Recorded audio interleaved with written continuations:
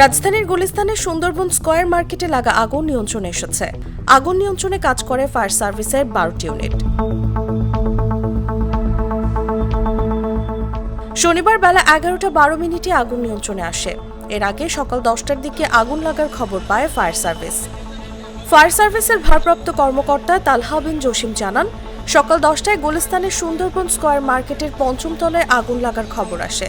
10:03 প্রথম ইউনিট ঘটনাস্থলে পৌঁছে আগুন নিয়ন্ত্রণে কাজ শুরু করে। পরে আরও 11টি ইউনিট সেখানে যোগ দেয়। প্রাথমিকভাবে আগুন লাগার কারণ ও ক্ষয়ক্ষতির পরিমাণ জানাতে পারেনি ফায়ার সার্ভিসের এই কর্মকর্তা। তাসলিমা তিথি, জাগো নিউজ, ঢাকা।